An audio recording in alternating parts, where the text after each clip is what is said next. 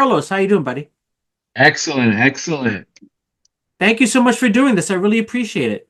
Oh no, anytime. Thank you for having me on. This is great. Yeah, and I'm glad one of us is repping Scarborough. We have to hear both hat and shirt. We have to. Now, Carlos, um, your Instagram is Scarlos. Scarlos, it's Carlos from Scarborough, and then Scarlos is There you go. yeah. So you're People right. were saying people were saying I had to make my name shorter. So they wanted me to use my real name, but I'm like, no, let's just There so you my go. sister's like, well, do Scarlos. So There you go. Nice. So listen, we last spoke. So we bumped into each other on the weekend, but we last spoke at a comedy show in Scarborough yeah, at Common Good Brewery. that's right. Um, That's right. and I think when you and I quickly spoke very briefly, you relatively new in the Yes. comedy space. Is that true?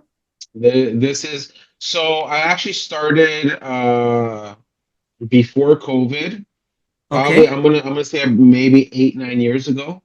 Oh wow. Okay. And then but I was only doing it for like maybe 3, 4 years. Yeah. And then the pandemic hit and yeah, I was off for like 4 years. Yeah. So I don't know if it was my nerves, I don't know what it was, but me just coming back on stage wasn't something that I was Oh thinking wow. about. So May 2 for a weekend is when I got brought to Scarborough's a joke.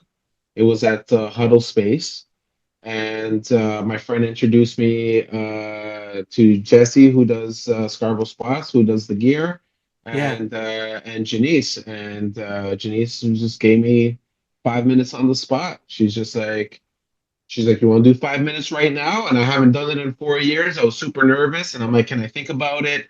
And I'm just like, yo, just do it. And when I did Was it, it was that at the park? The outdoor one? Is that the one you did? no, Or you did one before no, that? I did one before that. Oh, nice. I did one before that. That's actually how she got me to do the Gilwood, because Guildwood Showcase, right? I think it was Patrick Hakeem. I think canceled the spot, Yes. Yeah. and so I was in Oshawa actually, and I was drinking at my sister's house. We were doing like a pool barbecue thing, and I saw them put up a post about the show, and I'm like, fire! I put fire on it. I'm like, I wish I Yeah. was there. And then she just messaged me. She's like, "What are you doing right now?" I'm like, "Nothing." She's like, "Somebody canceled. Can you come?" And I'm like, I'm like, "Okay." And then I just ran inside. I'm like, "Guys, I gotta sober up. I got a show. I got a show." So yeah, so Nice. relatively new. Still working on the craft. Carlos, wait, like back then, pre-pandemic, what inspired you to get started in comedy? Well, people always said I was a funny guy, and Okay. since I was like from like 18, I'm 40 now, and since I was 18, people have been saying you need to try stand up, and I don't know if it was a confidence thing. I don't know. I don't know what it was, right? It's just I never really thought about it, and yeah, I think one day I was just like, you know what? Like it was like I was in my 30s. You know what it was? You know when you say things, you don't mean to be funny, but people just find it funny. Yeah, yeah, You just make people laugh, and you're not trying to. yeah. So I asked my boss for a raise, and he just started howling with laughter, and I'm just like, and I'm like, I'm a funny guy. I should try. Maybe I should try stand up. Maybe I should forget working and try stand up. So it was kind of like, just let me try something new. I took a class. It was Second City, the old Second City when they were above Wayne Gretzky's. Oh my God, yeah, I remember that. Yeah, yeah. So with Jim McAleese was my first teacher for stand up one, Wow. and yeah, so fell in love with it after my first show, and unfortunately, COVID took me out, but I'm back now, baby. Nice, nice. Yeah, Okay, so let's go back to that first show. That first show. yeah. Um, was this like, you taking a class in one of these showcase Right, shows? right, Yeah. yeah, yeah. Awesome. So tell me about. So I want to get to your first joke, but Mhm. tell me about the thought. Like in a few weeks you're going on stage. Are you nervous? Are you Yeah, excited? Is it a mix of both? What's going through your head? What's going through your stomach? I think. Yeah, no kidding. I think it's more nerves for me, and Okay. I still feel nervous going on stage. Like I'm still not at that comfort level, right? And I was talking to one of my friends about this, and he told me, he goes, you know, Carlos, he goes, feeling nervous about your craft is because you still care about it. Hmm. So he's like, so don't feel bad about feeling nervous, right? Yeah. Because you're actually going to perform better because you're thinking about it so much, you're going to work on it harder, better than everyone else. So he's like, don't lose your nerves, right? Don't get too comfortable. And Fair you enough. know, yeah, I think it's a fair advice. Yeah. So I still feel Um. nervous, very nervous. Yeah.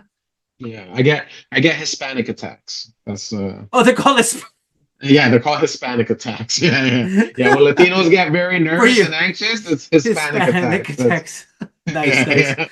So tell me about the story, the thinking behind your first joke. Was it one of those I need to get a laugh quick, or was it a story? Tell me a little bit about that thinking. So the first set, just like a lot of other sets, you do about like 5 minutes. Yeah, My first thought is I have to get a laugh within the first 30 seconds or so. yeah, Um, but you know, those showcase shows, they're very friendly, because everyone's there to support family and friends. So yeah, I think my first joke, the first words out my mouth, Jim introduced me. My last name is Yance. yeah. It's Yance, but people just say Yance. And Jim introduced me as Carlos Vance. So when I came on stage, he shook my hand and he leaned in. He's just like, I said Vance. I'm so sorry. So that was like the first thing I said was like, my name is actually Yance. Jim fucked that up, and people just I got a little giggle out of that. Nice. So I just went with that, and I think my first joke is a lot of the jokes I do is storytelling based. I do a Okay. lot of like self-reflection, like the things I went through, what's funny in my life. Um, so I grew up in Chester Lee, which is like a government housing complex. Freaking down the street. But yeah, yeah, I'm that's at where I grew up. I'm right now at Bridal Town Circle. Oh, get out! Yeah, yeah. I was a Chester kid from '84 to 2004. Wow. So that's where I grew up. So the first 20 years of my life. Um, so it's rough, especially there's four kids in the house, so there's like a lot of hand-me-downs and stuff like that. So I think my first joke was it was how people in the hood are very fashion forward, and your parents would buy you one outfit, and that outfit will go through three different trends. So they'll first buy you the outfit and you have to grow into it. So you look like crisscross wannabes going to school. And then you grow into it and now you look like a Gap commercial. Now everything's all slim fit and you can go play at your white friend's house. And then you grow out of it and everything's like super tight. You got tight nut hugger jeans and your shirt's really tight. And you're asking your parents for new clothes and they're just telling you, no, no, no, you don't need no new clothes. That's a Euro fit. So I think that was my I think and that was just more of a reflection of my life, and Nice. I kind of felt like letting people know about me is like a key thing. That's so cool. Yeah. Um, after your showcase gig, Hmm. um, you remember your first, I don't know, show or open mic? You remember your first gig Yeah. out after that? Yeah. How Yeah. how how did that go? That went great. So Nice. I was riding a high off of the showcase. Yeah. And but I was also like, okay, I need to like relax. I need to ground myself again. Like it's not, I probably didn't do that good. Everyone's just being very supportive. Yeah. So I'm like, I have to try this out for real, right? Let me go out there. So there is a place, it's called PJ O'Brien's. It's like an Irish pub. It's somewhere downtown. I forget the location. All But right. they used to have it was called Cheap Laughs. And I sent an email. I got put on, and there was a guy. His name is Jeff, and Jeff was hosting with another gentleman. Oh man, I forget his name. But he was the main guy running it. But Jeff was hosting, and I did my set. One guy fell off his chair laughing. Nice. And then Jeff was just like, "Hey, I'm doing a show. There's a comedian, Ernie Vicente, and him and Jeff were hosting the 120 Diner. It was called Comedy Kapow at that time. Hmm. And he's just like, right then and there, he's just like, "Hey, I'm doing a show on Friday. It's like a paid show, so you have like a proper audience instead of open micers." He's like, "Would you like to come?" And I'm like, "Yeah." So I went and I did that, and Ernie used to put me on, and Jeff used to put me on. So that's kind of like when I first started coming into the scene. Nice. Yeah. Awesome. Carlos, man, this has been great. I really appreciate the time. Looking forward to maybe bumping into you again next Yeah, no, weekend. for sure. For sure. Yeah. For sure. You got any well, let me ask you this. Where if people want to follow you, find you online, Instagram's the place to be? I would say Instagram Yeah? primarily. I'm still trying to build a following because I was never on Instagram. So May 24 of last year is when I just started my Instagram. I just came back to comedy.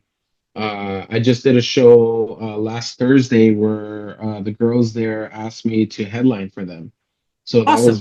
that was very interesting. So it's the my first headline of 2025. Congrats, man. No, thank you very much.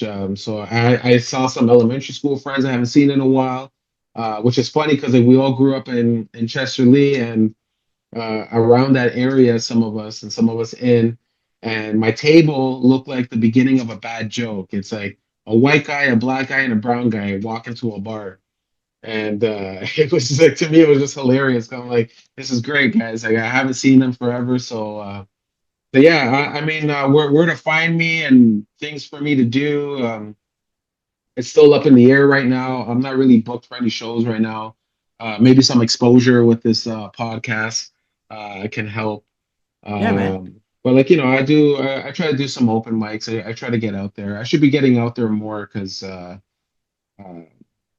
I kind of my job shut down and I'm getting paid out like a package, but it's like a weekly package. So Yeah. I'm gonna have some more time to get out there Nice. and work on the craft, right? Try to meet some people, try to do my thing. So Awesome, man. Looking forward to it. Listen, that's a wrap for today's episode of My First Joke. Carlos will put a link in the description to your Instagram page.